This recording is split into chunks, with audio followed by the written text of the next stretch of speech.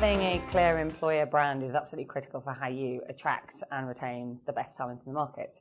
And that corporate brand is about all these things that used to be nice to have. So I think we've increasingly realised are now utterly mission critical, which is where are you going as a company? What are your values as a company? What are your attitudes? What's your mission? You know, how do you perceive your purpose for being?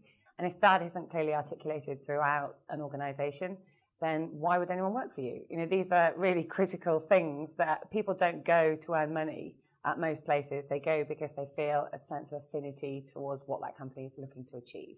And everybody, I think, is a lot more values-driven these days. And companies that don't pay attention to that simply won't attract and retain the very best people that they can. If you're a young, fast-growing business that doesn't have a huge track record in the market, then your company culture is really the only thing you have to attract and retain some of the best people, because there isn't a tried and tested, sustainable business model yet.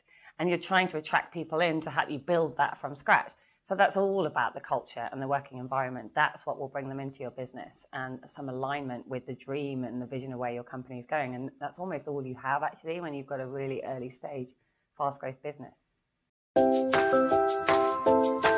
For fast growth and early stage businesses, company culture tends to be wrapped up in the personalities of the management team, and particularly, I think, the founding team. And it used to be simply an informal articulation of that vision from those founders to those team members on a regular sort of weekly meeting basis. I think what those sorts of businesses, including my own, have realised is you have to pay much more deliberate attention to that and make sure the team feels very included in how you articulate the things that you stand for and what the end purpose is of where you're going. And the more the team feel involved with that, the stronger a sense of coherence there is in how you then track everything that everybody's doing in the business against those values and goals.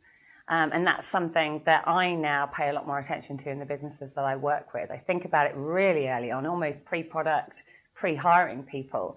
It's like, how do you distill the sort of esoteric types of visions and reasons for why you started this company into something that's almost like a manifesto for where you want your company to go and why you as an individual are motivated to do it, because those motivations need to be shared by those people that you bring into the business.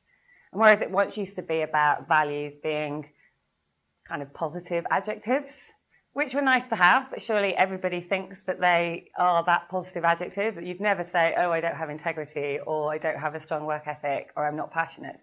Of course, people believe that. So it needs to be articulated in a much more specific way according to you, the nature of your business, the founders, and then the people that you bring into the team.